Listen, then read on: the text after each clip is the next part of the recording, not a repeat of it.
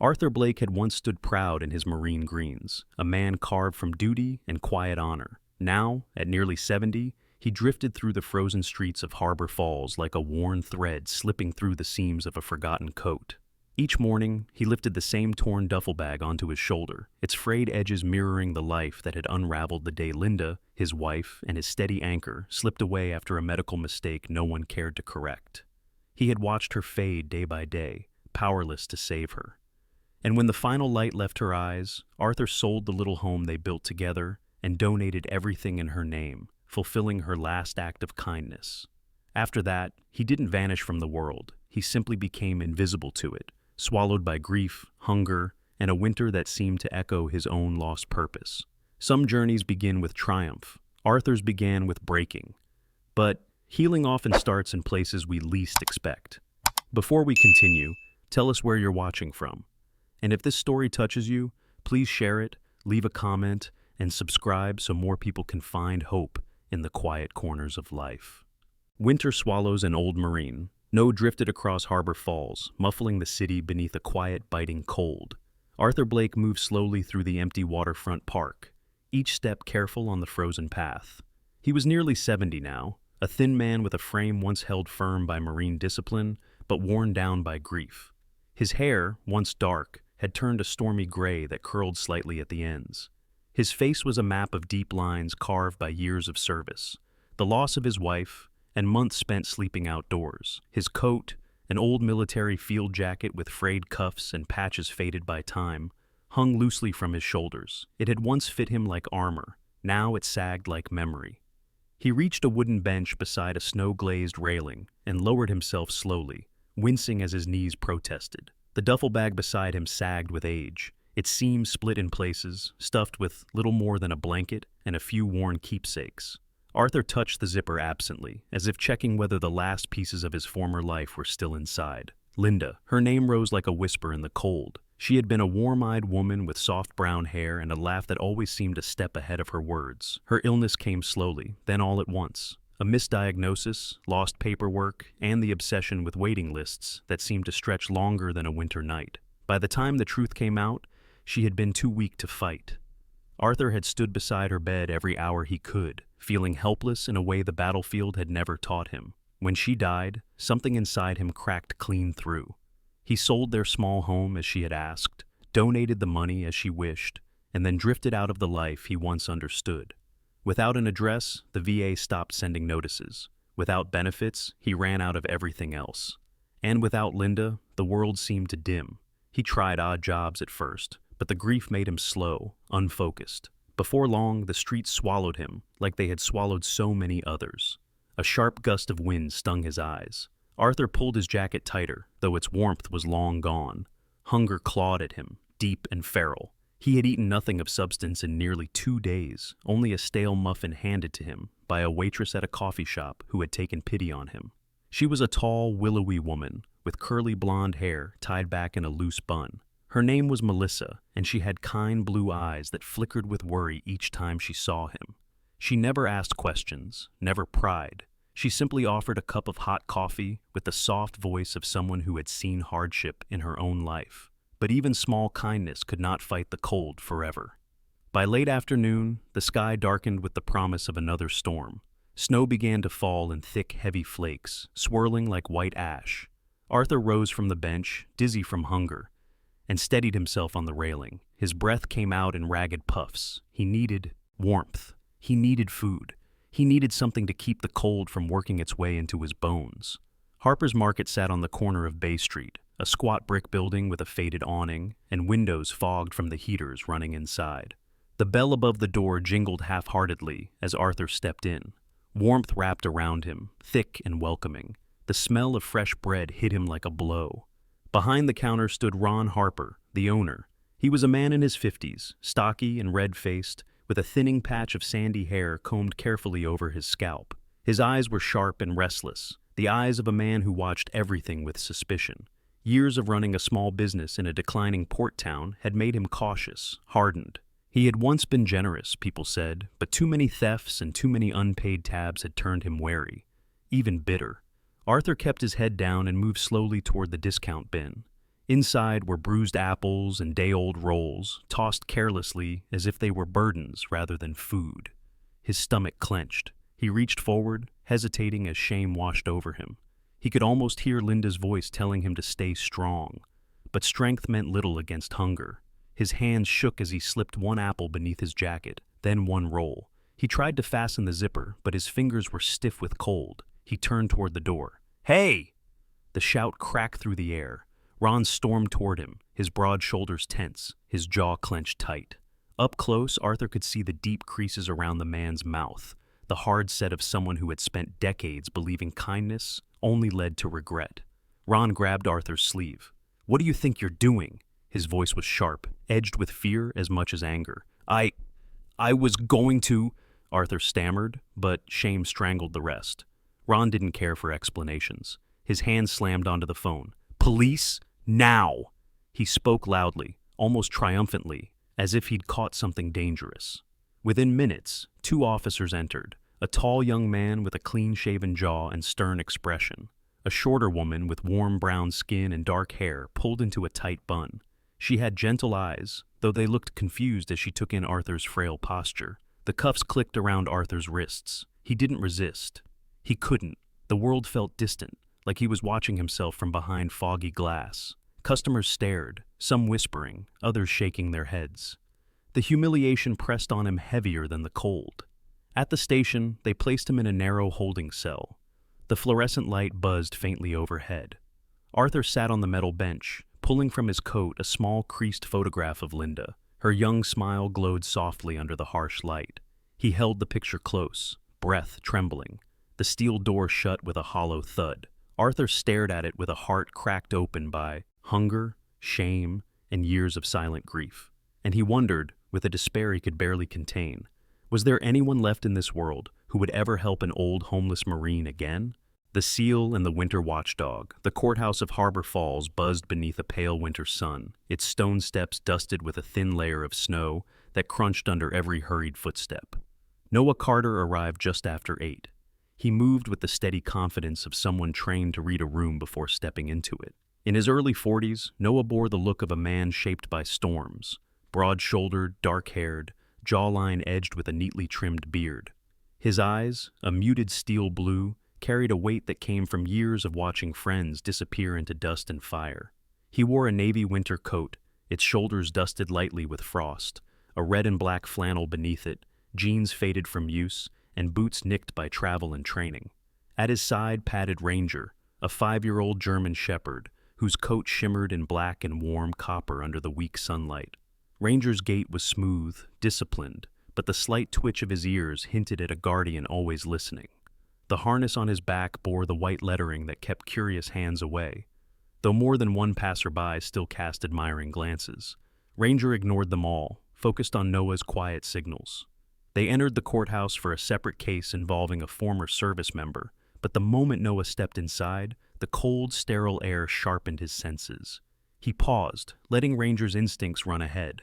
The dog sniffed, ears pricking, then drifted toward a narrow hallway leading to holding rooms. Ranger stopped abruptly at one of the metal doors. His nose pressed close to the small square window, tail still, body tense. Noah frowned. Ranger's alerts were never random. He tapped to put the glass gently. Inside, under the dim fluorescent light, Arthur Blake lifted his head. His face looked even older behind the bars, creased, hollowed by hunger, framed by gray hair that curled slightly at the ends. But beneath the exhaustion lay a familiar discipline, the quiet posture of someone raised in the same unspoken brotherhood Noah had served. For a moment, neither spoke. Then Arthur's eyes lowered again, as if embarrassed to be seen in such a place. Noah stepped back as 2 courthouse clerks walked past. Their voices were hushed but careless. "That's the old guy who stole an apple yesterday. Homeless, no address, probably wants a warm bed in jail. Just process him and move on." The words slid under Noah's skin like a cold blade. He turned toward them. "Excuse me," he said, voice even but firm. "What's his case number?" One of the clerks, a thin young woman with freckles and short brown hair, looked up in surprise. She seemed kind-hearted but overworked, her tired eyes framed by glasses that constantly slipped down her nose. "Case 14973, she murmured. "But it's just petty theft." He'll probably plead guilty. Can I see the file? She hesitated, glancing at Ranger, who stood with the stillness of a statue. Are you an attorney? No, Noah replied, but I serve with the Veterans Assistance Network. It wasn't entirely untrue. Noah volunteered when he could. After a pause, the clerk handed him a thin file. Noah opened it. His jaw tightened as he scanned the pages. U.S. Marine Corps veteran, Vietnam-era service. Wife deceased due to VA diagnostic error. Benefits terminated after loss of housing. Repeated attempts to appeal, never processed. A familiar ache pressed behind Noah's ribs. He had seen men like this, too many times. Men who fought with everything they had overseas, only to return home to a different kind of battlefield. One with no clear enemy, no rules, no mercy. Men who slipped through cracks because those cracks had widened into chasms. He closed the file slowly. Ranger nudged his hand and let out a soft, troubled whine. Yeah, Noah murmured. I know. He leaned closer to the window of the cell. Arthur Blake? Arthur gave a faint nod. My name is Noah Carter, he said. United States Navy. SEAL for 20 years. This is my partner, Ranger. Arthur's gaze flicked to the dog. Something softened in his eyes. Respect, maybe, or recognition of loyalty. Noah continued, voice low. I saw your file. I know what happened to your wife, and I know what the system did after. Arthur swallowed hard. His hands, clasped around the photograph in his lap, trembled. I didn't want to steal anything, he said quietly. His voice cracked, brittle as the ice outside. I was just hungry. The clerk from earlier reappeared down the hall, accompanied by a middle-aged bailiff with a tired face and salt and pepper hair. The bailiff's name tag read Mark Jensen. He had the solid build of someone once athletic but now softened by long shifts and courthouse coffee. His expression carried a mix of sympathy and resignation. Noah, Mark said, recognizing him. You here for your testimony? Was, Noah answered. I'm here for him now. Mark exhaled. It's a simple theft case. Nothing anyone can do. That's exactly the problem. Ranger let out a low, rolling sound. Not quite a growl, more like a warning rumble. Mark rubbed the back of his neck. You planning something? I'm planning to make sure this man doesn't get erased. Arthur looked up sharply, startled by the conviction in Noah's tone. The overhead speaker buzzed, announcing the next wave of hearings. Noah handed the file back to the clerk. I need the name of the public defender assigned to him. That would be Sarah Lindell, she replied. She's good, just stretched thin. Where is she? Downstairs, meeting another client. Noah nodded. I'll find her. Before he walked away, he pressed a hand lightly to the cold steel bars of Arthur's cell. Hold on just a little longer, he said. You're not alone anymore. Not on my watch. Ranger barked once. Sharp, certain, like a vow. Arthur closed his eyes, not daring to believe it fully.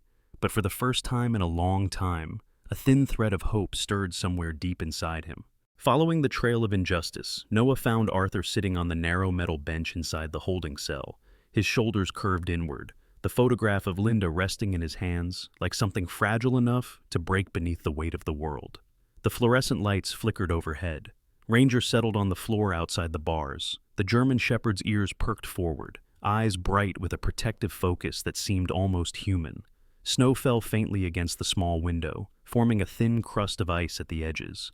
Noah drew in a slow breath before stepping forward. Arthur, he said, voice steady, I'm here as a vet to another vet. Nothing official, nothing forced. Arthur blinked, weary. His face, raw with humiliation, flushed slightly as he looked down at the worn jacket that could no longer keep out the cold. You don't have to get involved, he murmured. I made my choices. I take the blame. It's not blame when you're starving, Noah replied. It's survival. Arthur's eyes tightened, a flicker of pain crossing them. For a moment he said nothing, then slowly opened up, one memory at a time. He told Noah about Linda, her illness, the delays, the letters to the VA that disappeared into silence. He spoke of the eviction, the cold nights, the creeping feeling of being erased. His voice cracked only once when he described the moment he sold the last of Linda's belongings and packed his duffel, realizing there was nowhere left to go. Noah listened without interrupting. He had learned long ago that silence could be more healing than words. Ranger edged closer to the bars, resting his head on his paws. When the story ended, Noah exhaled sharply. This shouldn't have happened. None of it. He stepped back and pulled out his phone. I'm calling someone who can help. The call went through quickly. Megan, it's me. I need you at Harbor Falls Courthouse. It's urgent. Megan Collins arrived 20 minutes later, striding down the hall with a sense of conviction that filled the corridor before she did. She was a woman in her early 30s, tall and lean, dressed in a charcoal gray coat dusted with melting snow. Her hair, thick, dark auburn, was tied into a loose ponytail that swung with each purposeful step. Her hazel eyes were sharp with intelligence and softened by a genuine desire to protect the vulnerable. A faint spray of freckles dusted her fair skin, giving her a youthful sincerity that contrasted with the steely composure she wore when confronting injustice. She stopped beside Noah, her breath still visible in the cold draft drifting through the hallway. "You sounded on edge," she said. "That usually means someone's getting crushed by the system again." "Arthur Blake," Noah answered. 69, Marine, lost his wife due to VA negligence. Lost his home because the benefits they cut should never have been cut. And now he's here for stealing a bruised apple. Megan's expression shifted from concern to outrage, quiet, controlled, but burning hot. "Show me his file." They spread the documents across a small table. Megan flipped through the pages quickly, knuckles whitening the further she read. These missing signatures, the appeal letters, they never even processed them. She pointed to a form stamped "Case Closed." "This was illegal, Noah. They terminated everything because he didn't have an address. That violates—" "I know," Noah murmured. "Arthur was caring for his dying wife. He wasn't opening mail." Megan looked at Arthur through the bars, her voice softening. "Sir, I am so sorry." Arthur blinked at her, as though unused to being addressed with dignity. They left the courthouse in the late afternoon to gather more information. The storm had worsened, winds slicing along the streets and stirring old leaves across frozen pavement. Ranger led the way with confident steps, scanning corners and alleys out of habit. Noah and Megan walked into Harper's Market, the small, tattered shop that smelled faintly of overripe fruit and disinfectant. Ron Harper stood behind the counter, his stocky frame hunched slightly as he arranged receipts. His face, round, red-cheeked, with creases of worry etched around the eyes, tightened the moment he saw them. "What now?" Ron muttered. "I already told the officers everything." "We have a few questions," Megan said calmly. Ron's movement stiffened. "If this is about your friend, he's been trouble before." "No," Noah said, stepping closer. "He hasn't." Ron's brow twitched. His gaze darted to the door, then back to the cash register. "Look, the man scares customers, wanders around, mumbles sometimes. I'm running a business." "You're running away from the truth," Megan countered. "He stood there for nearly a minute before taking anything. He was cold, hungry, and you didn't give him a chance to speak." Ron's jaw clenched. "I know my rights." "You also know your lies," Noah replied quietly. That single sentence rattled Ron more than shouting ever could. Later that evening, as Noah walked Ranger along the dim street near the market, two young men staggered out of a nearby bar. Both were in their 20s, flushed with alcohol and impatience. One was tall and wiry, with a patchy attempt at a beard.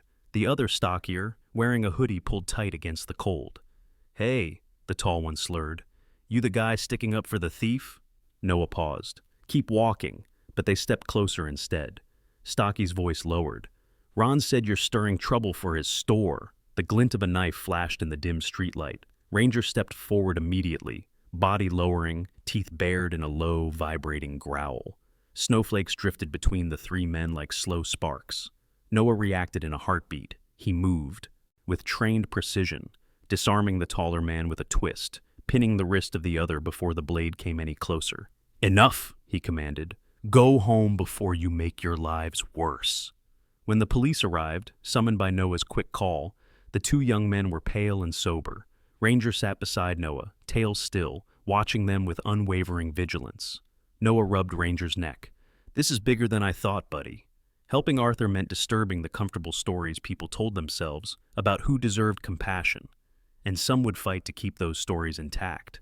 The hearing in the winter storm, snow hammered against the courthouse windows, swept sideways by fierce winds that rattled the metal frames as if demanding entry.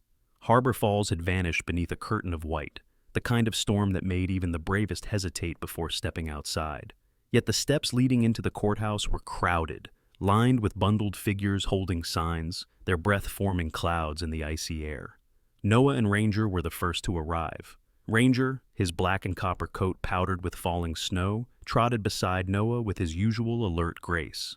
Each time he exhaled, a warm puff misted the air before dissolving into the storm. Noah scanned the crowd, his broad shoulders tense beneath his coat, prepared for anything that might turn the peaceful demonstration into something dangerous. Behind them came a cluster of veterans, some in worn military jackets, others in heavy parkas. They stood shoulder to shoulder with local volunteers. One of the volunteers, a woman named Gina Alvarez, handed out hot packs and spare scarves. She was short and round-faced, with curly dark hair tucked into a wool hat. Her kind eyes and quick laughter eased the nerves of many waiting in the cold. Gina was the daughter of a Korean War veteran. She never forgot how often the world overlooked men like her father. A hand-lettered sign shook in the wind. No veteran should freeze or starve. Another read, "Help Arthur Blake. He served us first." Inside, the courthouse buzzed with a charged energy. The storm drowned out outside noise, but tension hummed like a live wire through every hallway. Arthur was brought into the courtroom through a side door, escorted by bailiff Mark Jensen. Arthur wore a borrowed coat, too big but warm, and his gray hair was still damp from melted snow. His hands trembled slightly as he clutched the photograph of Linda within his sleeve. Mark Jensen gave him a gentle nod before guiding him to the defendant's table. Megan Collins slipped in moments later, brushing snow from her auburn ponytail. Her coat hung open, revealing a navy blazer and crisp white blouse underneath, a stark contrast to the storm outside. Her hazel eyes were sharp with focus, and the soft dust of freckles across her cheeks only seemed to deepen her resolve. Today she looked less like a volunteer attorney and more like a shield someone had hammered into shape for Arthur. The prosecutor, Daniel Mercer, already stood at his table. He was a tall, lean man in his early 40s, with neatly combed brown hair and a face carved in angles. His gray suit looked expensive, but his eyes revealed exhaustion and a certain detachment, traits shaped by years of prosecuting minor crimes he wished he could ignore. Daniel wasn't cruel, merely worn down, overworked. His job had turned into a conveyor belt, and Arthur risked becoming just another case on it. Judge Marianne Foster entered with measured steps. She was a woman in her late 50s, slender, with dark silver hair pulled into a low bun. Her face carried the elegant lines of someone who had spent decades weighing human failings with patience and firmness. Her deep-set green eyes swept across the room with quiet authority. She wore a simple gold wedding band and no other jewelry, an understated sign of the life beyond the bench she guarded fiercely. All rise. The room stood. When everyone sat again, Judge Foster adjusted her glasses, reviewed her notes, and nodded for the prosecutor to begin. Daniel Mercer cleared his throat. "Your Honor, this is a case of petty theft. The defendant, Mr. Arthur Blake, unlawfully removed food items." Megan rose before he could finish. "Your Honor, may I request the court consider additional evidence regarding Mr. Blake's circumstances?" Judge Foster studied her. "Ms. Collins, we will address that shortly. Mr. Mercer, continue." Daniel nodded. "The prosecution maintains that despite the small nature of the theft, there remains concern about potential repeat offenses, given Mr. Blake lacks stable housing and has prior citations." Ranger, lying calmly beneath the witness stand, lifted his head and stared directly at Daniel, as if sensing something hollow in the prosecutor's argument. When Daniel finished, Judge Foster gestured to Megan. "Ms. Collins, proceed." Megan stepped forward, the courtroom falling into a hush as she placed Arthur's military file on the table. "Your Honor, what happened at Harper's Market is not a matter of criminal intent. It is a matter of survival. Mr. Blake is a Marine veteran who served with honor. His wife, Linda Blake, passed away due to medical negligence. While caring for her, his VA benefits were wrongfully terminated after paperwork was mishandled. Everything spiraled from there." She opened the file. "We have documented proof, missing forms, unprocessed appeals, lost medical requests. Mr. Blake was not ignoring the system ignored him." A murmur rippled through the spectators. Noah was called next. He walked to the stand, boots echoing softly, Ranger trotting behind him. A few people smiled at the dog, before remembering they were in a courtroom. Noah placed a hand on the Bible, took the oath, and spoke in a clear, grounded voice. "I served for 2 decades. I've seen what happens to soldiers after war. Many fall through cracks we pretend aren't there. Arthur Blake is one of them, and he's not the only one."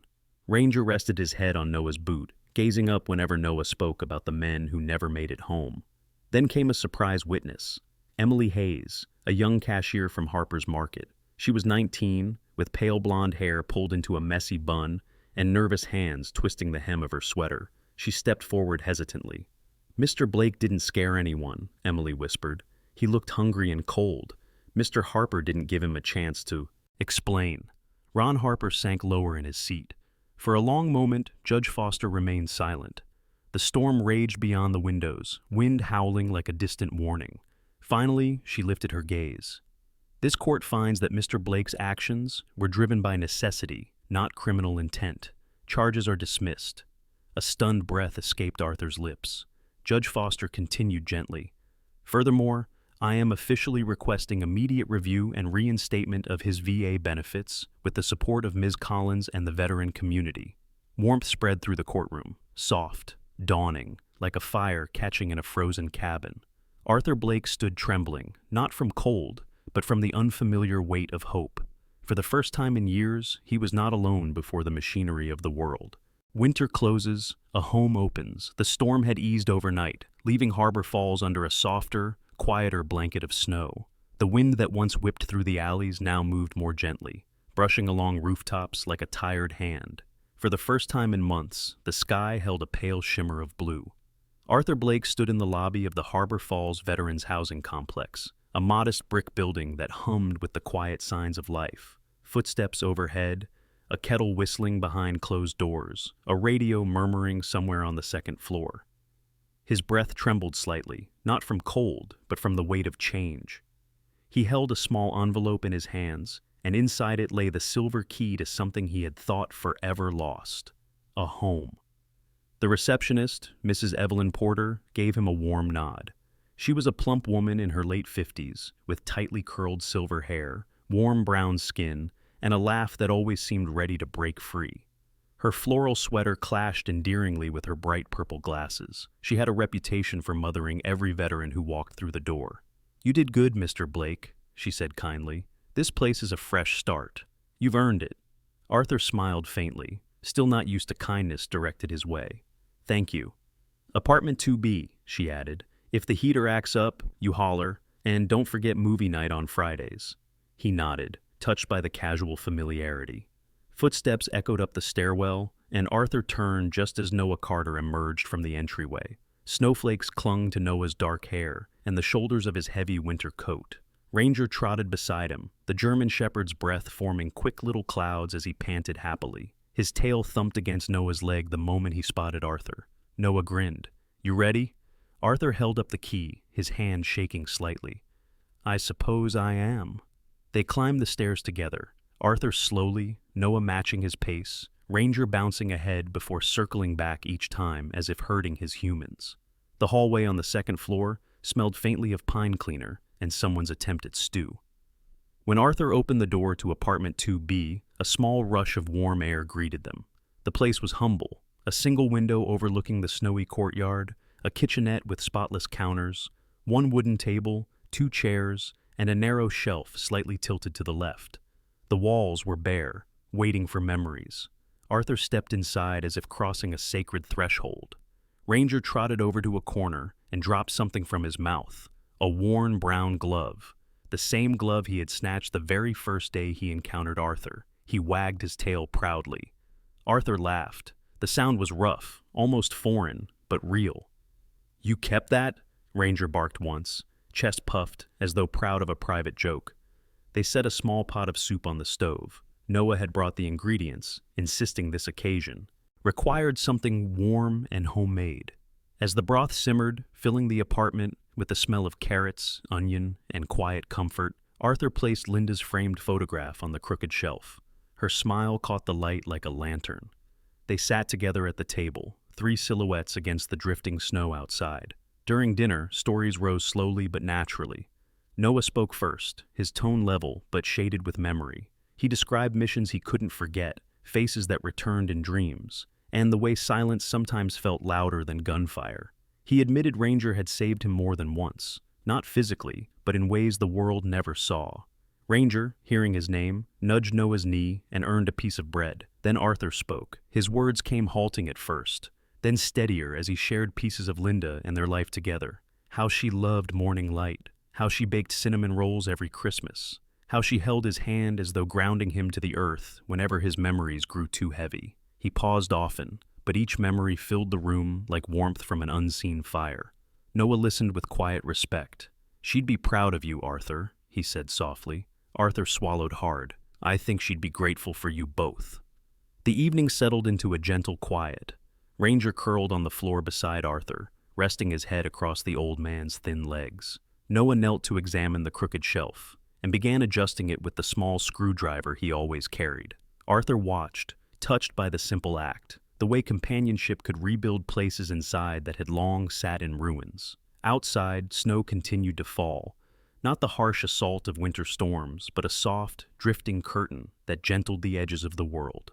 Arthur moved to the window with a fresh cup of coffee in hand. He wore a new coat Megan had helped him get, a dark blue one that fit properly across his shoulders. In its pockets were hope and something he had not felt in years: stability. He touched Linda's picture on the shelf, tracing her smile with a trembling thumb. "I'm home," he whispered. Ranger lifted his head at the sound, offering a quiet chuff of acknowledgement. Behind Arthur, Noah tightened the last screw on the shelf. "There," he said. "Good as new." Arthur turned toward them, Noah, steady and solid, Ranger, loyal and warm, and felt something settle inside him. He was no longer trapped in a cell of cold nights and forgotten days. He was not a lost veteran fading into winter's shadows. He had found a home again, and this time he wasn't alone. In the quiet glow of that little apartment, where an old Marine found warmth again and a loyal dog rested at his feet, it became clear that miracles do not always arrive with thunder or light. Sometimes they come through ordinary people who choose kindness over comfort, compassion over convenience. Sometimes they come as a key placed in a trembling hand, or as a friend who refuses to let another fall into the dark. And sometimes, more often than we realize, they come from God, working gently through the hearts of those willing to listen. Arthur's story reminds us that no one is ever too lost, too weary, or too forgotten for grace to reach them. Even in the coldest season of life, a door can open, a light can return, hope can rise again. If this story touched your heart, I invite you to share it with someone who might need a little warmth today. Leave a comment, tell us where you are watching from, and let your voice be part of the kindness this world still carries.